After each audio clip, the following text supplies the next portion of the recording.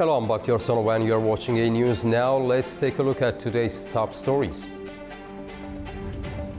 U.S. Army Secretary Dan Driscoll meets Ukrainian and Russian officials in Abu Dhabi, racing to hammer out a new peace plan to end the war. But as these talks continue, Russia launched drone and missile strikes on Ukraine, killing at least 6 and hitting homes and energy facilities. And Brazil's Supreme Court orders former President Bolsonaro to remain in police custody, ending more than 100 days of house arrest.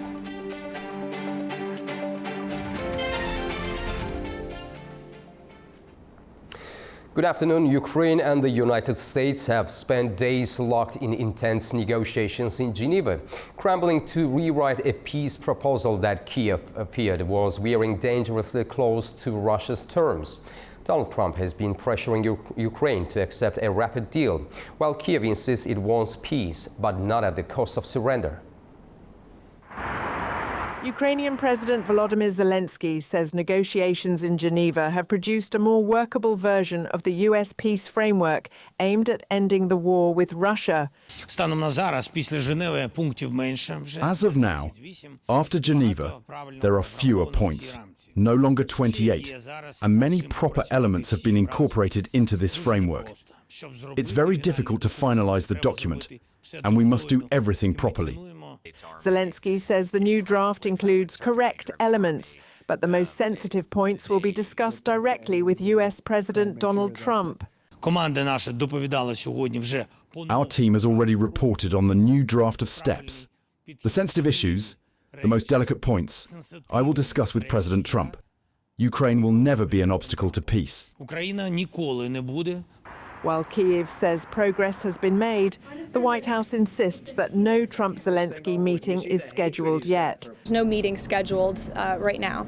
As for where we are, I spoke with Secretary Rubio at length. I spoke with the president as well. Everybody inside feels optimistic about what happened and transpired yesterday in Geneva. The vast majority of these points have been agreed upon. The Ukrainians have worked on language with us together.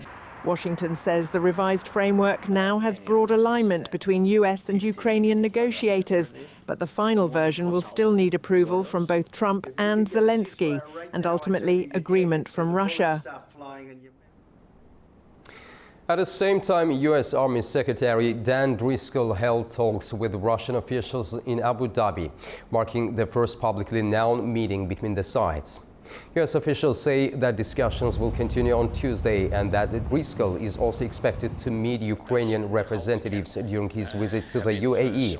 The makeup of Russia's delegation was not disclosed, and two people familiar with the matter said Driscoll was also expected to meet Kirill Budanov, head of Ukraine's military intelligence service. Ukraine's main intelligence directorate did not comment.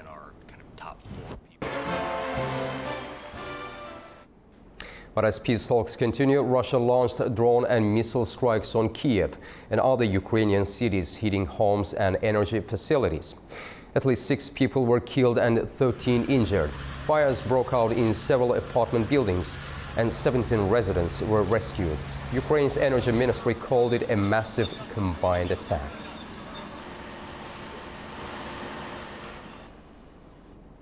The UN Security Council has held its monthly briefing on the Middle East, with members warning that rising violence and stalled aid efforts threaten the fragile ceasefire in Gaza. The meeting saw sharp concerns over ongoing humanitarian challenges in the enclave, calls to support President Donald Trump's 20-point stabilization plan, and renewed appeals for all sides to protect civilians and prevent further escalation. The United Nations Security Council has held its monthly briefing on the situation in the Middle East, including the Palestinian question. The Palestinian envoy, Riyad Mansour, reported that over 1,000 Palestinians have been killed or injured since the ceasefire began. He urged all parties to respect the truce and highlighted ongoing humanitarian challenges, including restricted aid and delays in reconstruction. Thank you. The United States called on member states to support President Donald Trump's 20-point plan for Gaza. The plan aims to stabilize the region and prevent a resurgence of Hamas.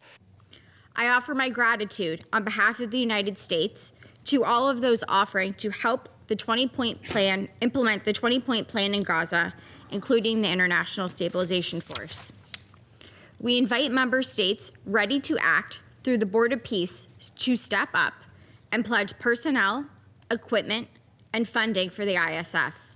Stability will require burden sharing, and your support will help make President Trump's vision for peace a reality.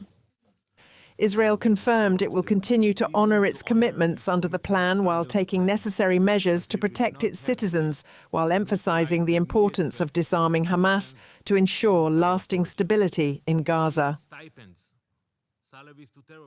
I give the floor to the representative. The United Kingdom and France raised concerns over a rise in settler incidents in the West Bank, including attacks on property and religious sites. Both countries called for thorough investigations and accountability to protect civilians. China echoed these concerns, urging all sides to exercise restraint and adhere to international law. The Security Council emphasised the need for all parties to uphold ceasefires, safeguard civilians and work towards lasting stability across the region. Now, the controversial US and Israeli-backed Gaza Humanitarian Foundation declared the end of its mission in Gaza, 9 months after its establishment. In a statement, the organization said it had completed its emergency operation after distributing more than 187 million free meals to civilians. According to reports, the group was winding down because its aid delivery model was now being taken over by the Civil Military Coordination Center and other international actors. Sudan's paramilitary Rapid Support Forces announced a unilateral 3-month ceasefire on Monday. It comes a day after the army dismissed a U.S. ceasefire proposal from international mediators.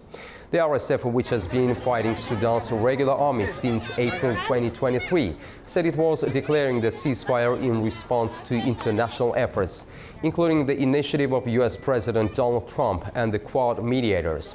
The Quad group comprises the United States, Saudi Arabia, the United Arab Emirates, and Egypt. In response to international efforts, chiefly that of His Excellency, US President Donald Trump, and the efforts of the Quad countries, the African Union, and the Intergovernmental Authority on Development, I announce the following. First, a humanitarian ceasefire, including a cessation of hostilities for 3 months. We hope the Quad countries will play their role in pushing the other side to engage with this step, and with international efforts aiming to achieve the interests of the Sudanese peoples. Large parts of Belgium are expected to slow down this week as coordinated labor actions is expected across multiple industries. The protests are set to disrupt everything from travel to public services from Wednesday, as unions push back against recent economic and social policy decisions. Belgium is facing severe disruption this week as a 3-day nationwide strike called by major trade unions began on Monday. The industrial action is affecting public transport, airports, schools, government services and waste collection across the country. The strike opened with a shutdown of public transport. Public service workers are joining from today, leading into a full cross-sector strike on Wednesday. Railway workers, an independent group of train drivers, and the country's 3 public transport operators have confirmed their participation. Major travel disruptions are expected. Brussels Airport will halt all departing flights on Wednesday, with some arrivals also impacted. Charleroi Airport plans to suspend both departures and arrivals the same day. The education sector, public services in the Walloon region, local and provincial administrations, and the health sector are also joining the walkouts. Police officers will protest over working conditions and retirement benefits. Waste collection in Brussels and Wallonia will be suspended for all 3 days. Unions, including FGTB, CSC and CGSLB, are demanding fairer taxes, a review of corporate subsidies and full social security contributions on all salaries. The Pentagon has launched a formal investigation into U.S. Senator Mark Kelly, raising the possibility that the retired Navy captain could be recalled to active duty and face court-martial. The move follows a political storm triggered by a video urging troops to refuse illegal orders. Let's take a look. The Pentagon says it received serious allegations of misconduct that could see U.S. Senator Mark Kelly, a retired Navy captain, recalled to active duty and tried under the Uniform Code of Military Justice, the UCMJ. An investigation has begun into a video in which Kelly and 5 other Democratic lawmakers urged members of the military and intelligence community to refuse illegal orders, a message they said was meant to defend the Constitution. Refuse illegal orders. But the Department of War says military retirees remain fully subject to the UCMJ and that actions seen as undermining discipline or the chain of command can trigger prosecution. Kelly rejected accusations of wrongdoing in a post on X, recalling his decades of service as a Navy pilot and NASA astronaut, and writing, "If this is meant to intimidate me and other members of Congress, it won't work." The White House sharply disagreed, accusing Kelly of sending a harmful message to active duty troops. Senator Mark Kelly well knows the rules of the military and the respect that one must have for the chain of command, and that all lawful orders are presumed to be legal by our service members. You can't have a functioning military if there is disorder and chaos within the ranks, and that's what these Democrat members were encouraging. The Pentagon says the investigation is ongoing. If violations are confirmed, Kelly could face charges of conduct unbecoming an officer or prejudice to good order and discipline. Penalties range from demotion and loss of benefits to potential jail time. Venezuelan President Nicolas Maduro has declared his country invincible amid rising U.S. pressure, including new terrorism sanctions and the military presence in the Caribbean. The United States has labeled the Cartel de los Soles a foreign terrorist organization, while Maduro continues to deny any wrongdoing and challenges Washington's actions. The United States has intensified pressure on Venezuela, with the Trump administration announcing new terrorism designations and reaffirming its military campaign against suspected drug trafficking vessels in the Caribbean. On Monday, the US officially labelled Venezuela's Cartel de los Soles a foreign terrorist organisation and imposed sanctions on the group. Washington alleges the network includes President Nicolas Maduro and senior officials. Accusations Caracas and Maduro rejects as fabricated. We view the Maduro regime as being illegitimate, and the president has been very satisfied with the successful strikes against narco-terrorists and foreign terrorists that are illegally trafficking drugs towards the United States of America. He's not going to tolerate that, and you can expect to see those strikes continue. The new designation comes alongside a US military deployment in the region, raising concerns among analysts that the move could be used to justify further escalation. In Caracas, President Maduro appeared on national television, brushing off the US measures and declaring the country unbreakable.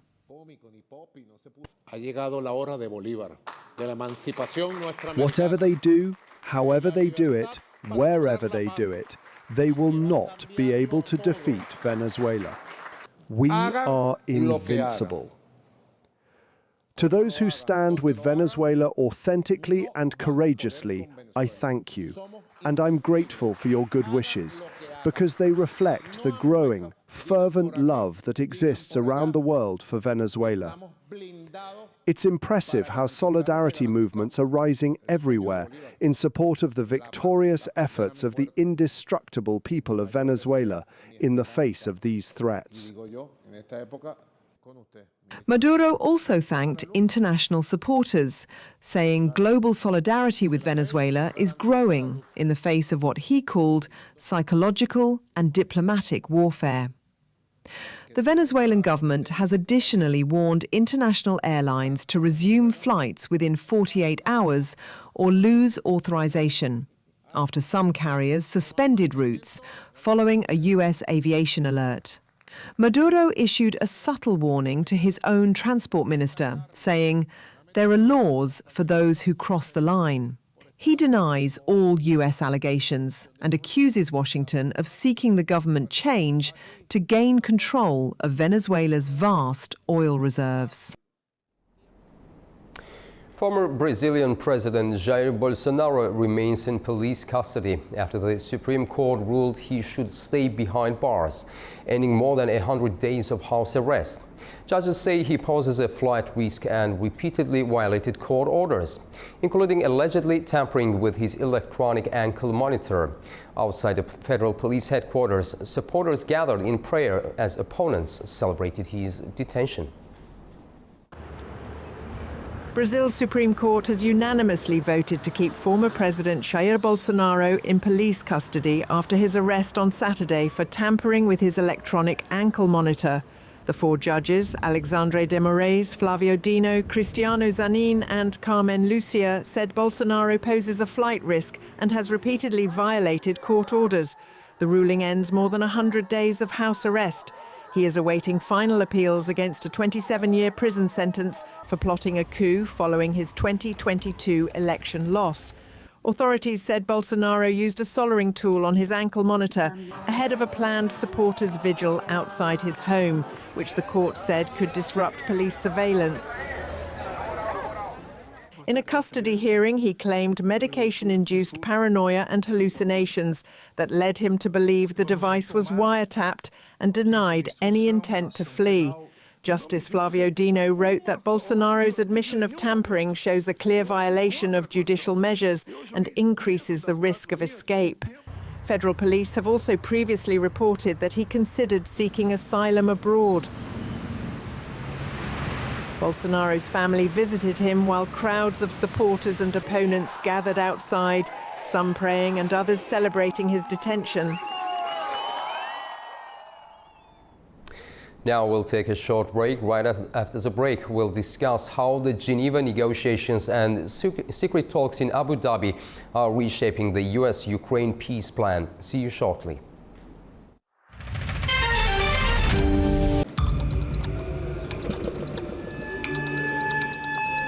Inside Politics delves deeply into the heart of global issues shaping our world today.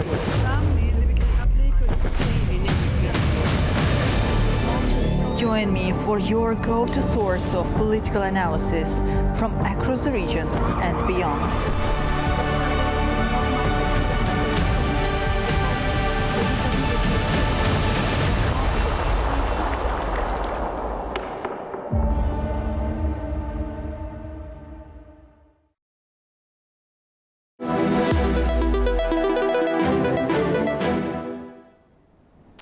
Welcome back to A News, and now let's go back to one of our top stories today. High-level negotiations in Geneva between the United States and Ukraine have narrowed key differences over Washington's proposed 28-point peace plan to end the Russia-Ukraine war. With Kiev expected to submit its formal position by Thursday and Europe pushing for a greater say, the diplomatic landscape is shifting rapidly. Joining us from Madrid is Enrique Cosero, political analyst. Enrique, welcome to the program. Thank you for having me. So, Mr. Cosero, how is this revised peace plan being reviewed inside Ukraine right now?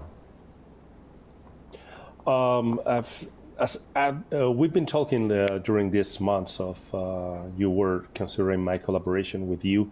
I'm standing on the same point, and we are proving that point it was not sort of eccentric, because we know that Russia wants the territory, the Donbass, just in order to reach Crimea in their own territory, in Russian territory, for having an exit to the Mediterranean with just one country to talk with about this exit and it is Turkey.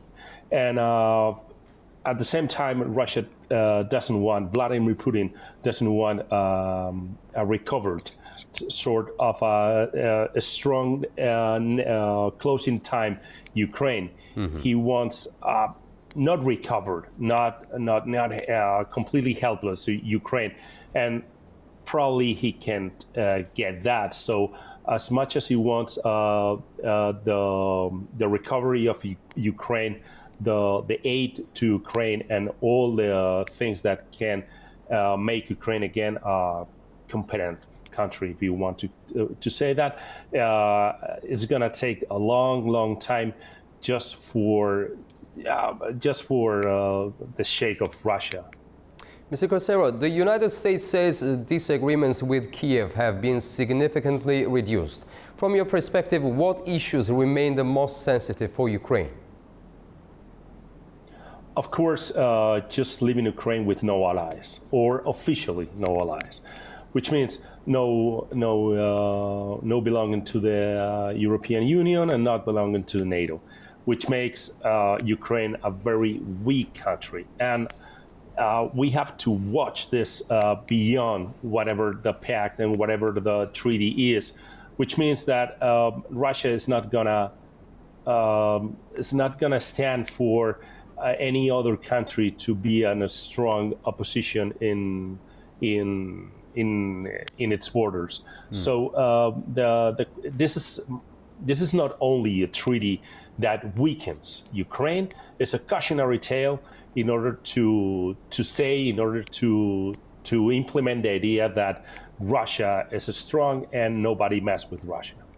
So Europeans were reportedly stunned by the plan's concessions to Russia. How is this affecting Ukraine's diplomatic strategy? I've heard a lot of things about the Ukraine position all along the conversations. At some point, I heard this morning that the majority of the people of Ukraine wants the war to end, even if that means to declare a loss in the very war. And I can understand that after 4 years of war, the Ukrainians are really tired, and they got no strength within. So for Zelensky, it's a very difficult and very tough situation because his people is exhausted, and that makes, as I said, that makes a weak Ukraine, and being weak in front of Russia is not a good deal. Even more, as I said before, if that treaty leaves Ukraine with no allies. So Kiev is also expected to submit its formal position by Thursday. What are the realistic expectations in Ukraine ahead of that deadline? Probably the first. I think it was von Clausewitz who said that you never get into a war just for the goal of the territory you want to win. You gotta try to win more territory, more land that what was on the first time your initial goal, and Russia did. And at this point, Ukraine is gonna give the Donbass, the whole Donbass for Russia. Probably two territories are gonna be part of Russia as a country, and other two territories are gonna consider sort of a DMZ, a demilitarized zone. I don't know how that is gonna be implemented, but as much as I can understand, Ukraine is gonna say yes to that give away the land. And it's not good news for Ukraine, as I said, because it turns the country weak. And also, what do you think? How have Russia's renewed strike threats influenced Ukraine's approach to these negotiations? And is there any concern? Russia's. Yeah, you may continue. No, sorry. Continue.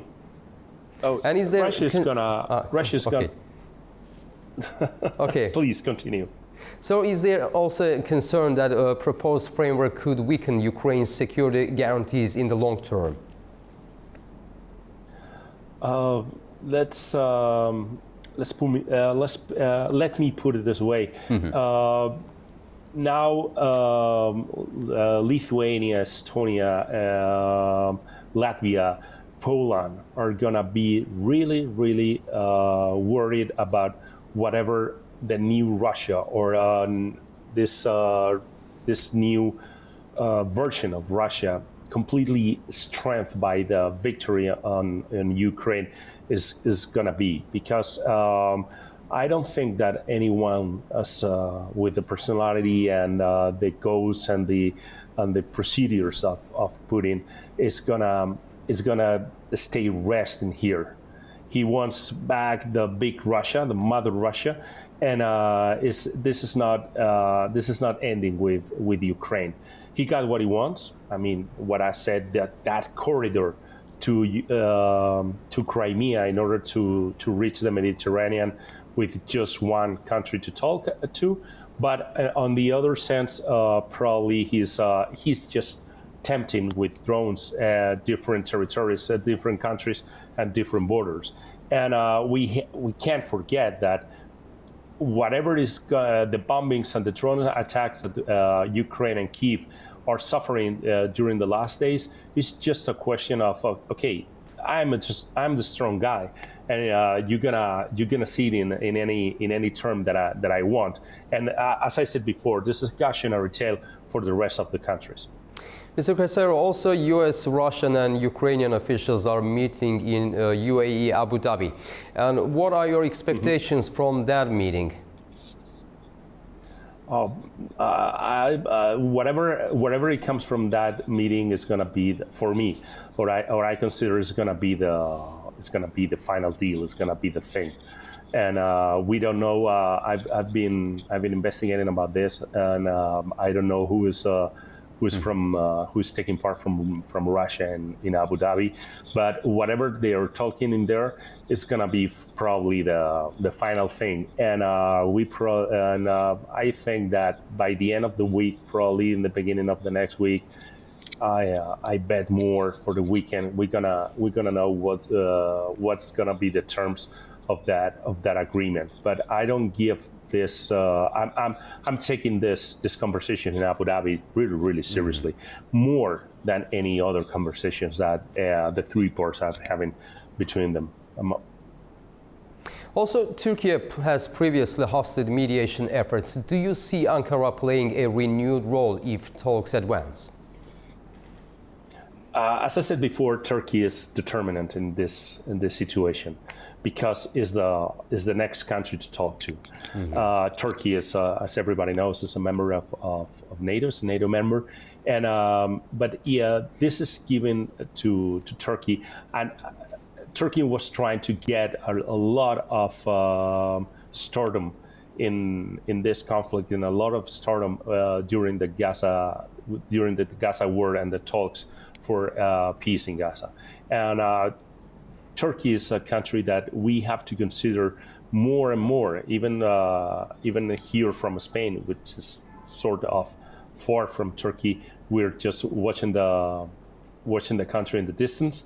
We know for sure that I know for sure that Turkey is going to be determinant, just in a very simple or very safe question, which is to keep the peace on the territory. It's going to be the first one, the first country interested in, and no more conflicts around the area. So we have to watch Turkey very carefully.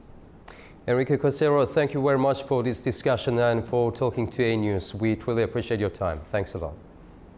Thank you very much. After the break, we'll take a look at the key stories shaping the region. Stay tuned.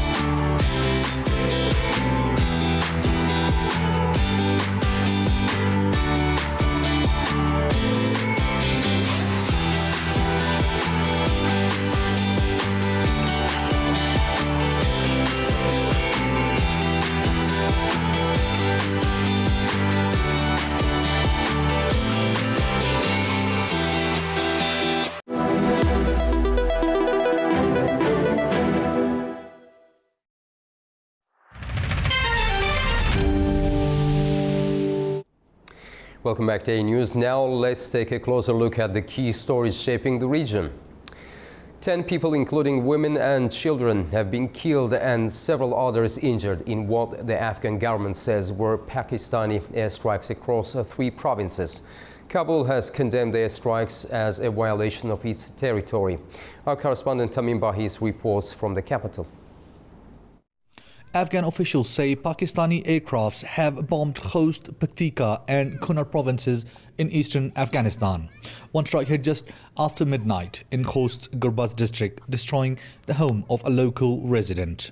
According to the Afghan spokesperson Zabiullah Mujahid, the attacks have caused over a dozen of casualties, including children and women.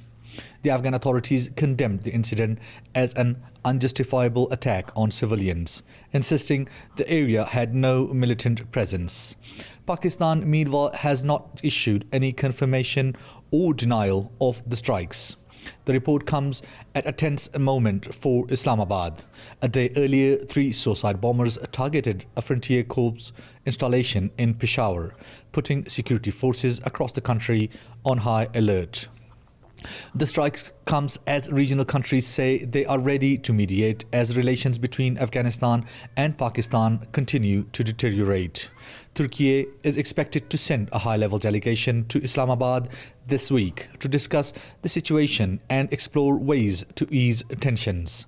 Iran, meanwhile, has announced plans to host a regional meeting next month, bringing together all of Afghanistan's neighbors, including Russia and China, to examine the growing instability and search for a diplomatic path forward. Both Ankara and Tehran say their aim is to prevent the crisis from escalating further. But with communication between Islamabad and Kabul strained, it remains unclear whether regional mediation will gain traction. Tamim Bahis in Kabul, A News. Turkey is stepping up as a key mediator in the Russia-Ukraine war. President Recep Tayyip Erdogan told Vladimir Putin that Ankara will push for a just and lasting peace and is ready to support any initiative that brings the 2 sides back to the negotiating table. Our Aliya Iman has more.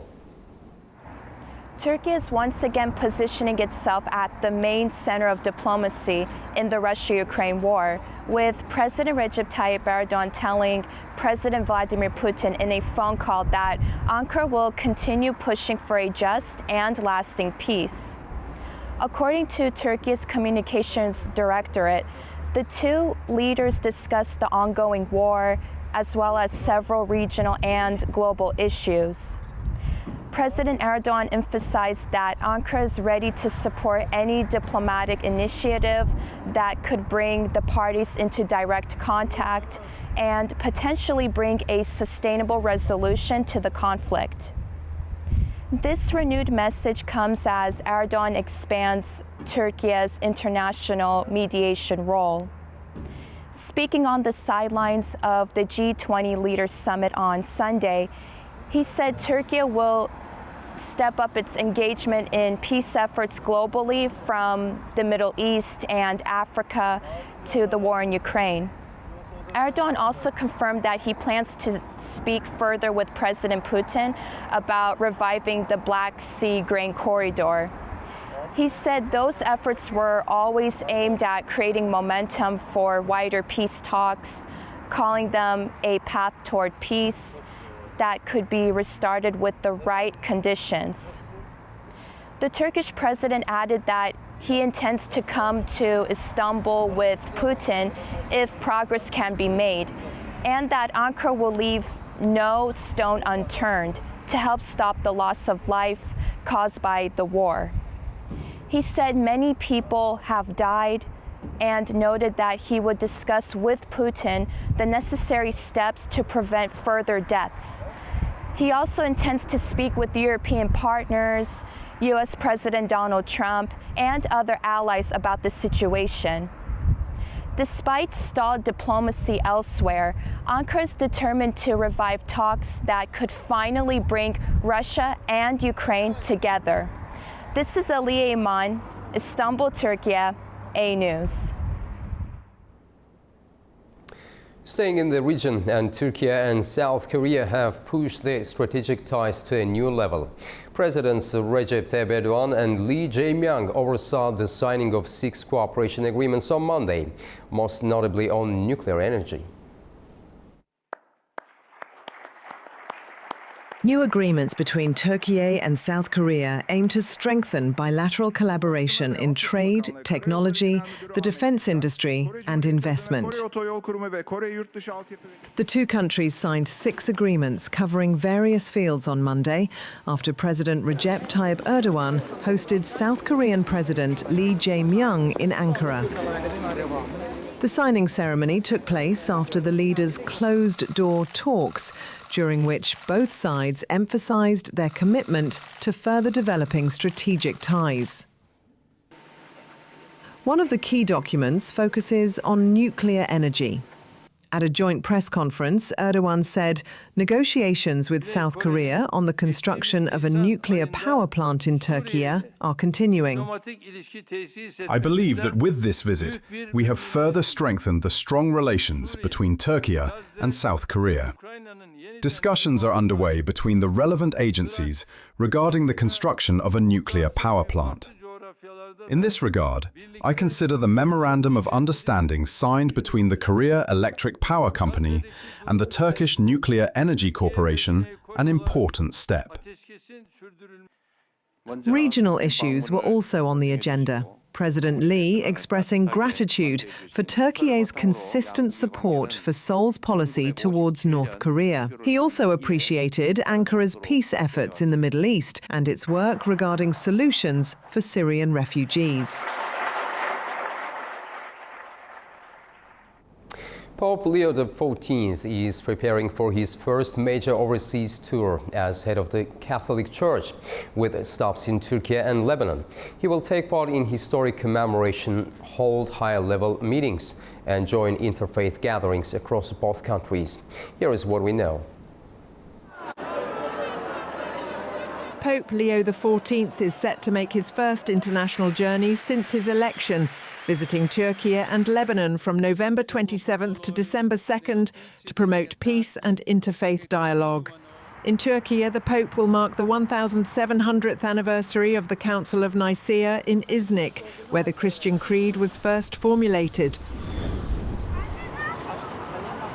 He is scheduled to meet President Recep Tayyip Erdogan in Ankara, address Turkish authorities and engage with civil society and diplomats. He will also visit Istanbul, including the Blue Mosque and the Cathedral of the Holy Spirit, taking part in ecumenical prayers and meetings with Orthodox leaders. These visits highlight interfaith dialogue and Turkey's role as a strategic crossroad between East and West.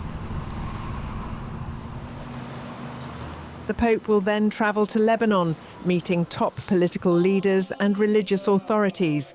Key events include visits to the monastery of St. Maroon, the Shrine of Our Lady of Lebanon, interreligious gatherings in Martyrs Square, and a prayer at the site of the 2020 Beirut port explosion, which claimed over 220 lives.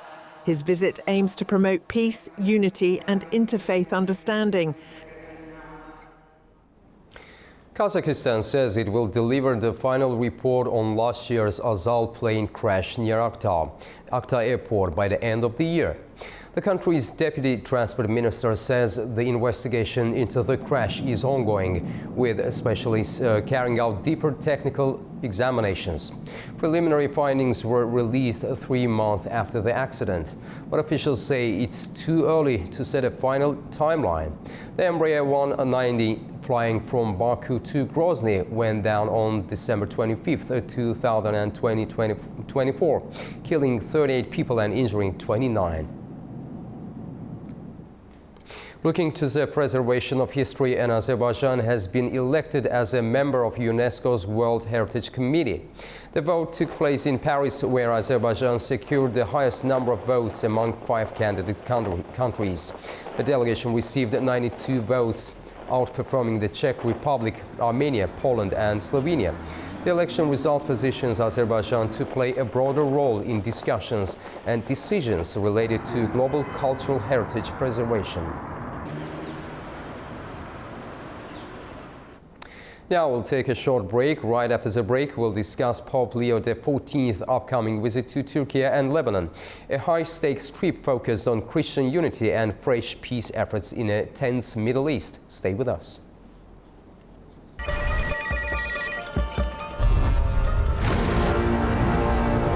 On World Business, we meet the boardroom leaders making market-moving decisions.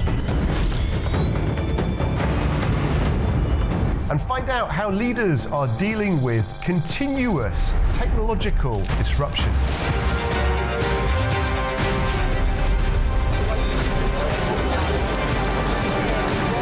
Shaken to its very foundation.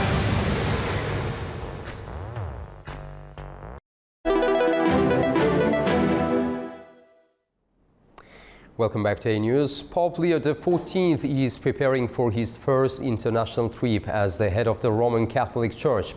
A visit to Turkey and Lebanon aimed at promoting Christian unity and pushing for renewed peace efforts in a tense Middle East. Joining me now live from Istanbul to discuss the significance of this visit and the broader geopolitical implications is Dr. Zaur Gasumov, Associate Professor at Turkish German University. Zaur, welcome to the program. Thank you for having me here. Mr. Gasumov, why do you think Pope Leo XIV chose Turkey and Lebanon for his first overseas trip? I mean, that is the first visit of the Pope abroad outside of Italy, and he will visit along with 3 Turkish cities, also Lebanon. It's a visit to the southeastern Europe. One could say also that it's a visit to the Middle East in very unsecure times. That is also a sign that Vatican keeps the eye on the international politics, on the regional politics. And I guess that what coins the agenda of Vatican is the promotion of peace in the unstable region. And with regard to that, it is Turkey that is a country of paramount importance for the region. So what message is the Vatican hoping to send through this visit as at this moment of regional tension? That is a visit. It's not the first visit of a pope to Turkey. I guess a 5th one, and the relations between the Republic of Turkey go back to centuries ago, still in the early Ottoman times. So you have a quite traditional bond between Istanbul, later on Ankara, and Rome. In the same time, you have a huge variety of confessions connected, bond with the Catholic Church, also in nowadays Istanbul, and nowadays Turkey. There are very old confessional communities.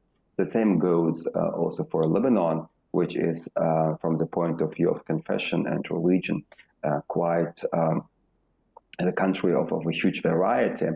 And that is a sign that the Pope is ready to forge the Christian-Muslim dialogue in the countries of the Middle East.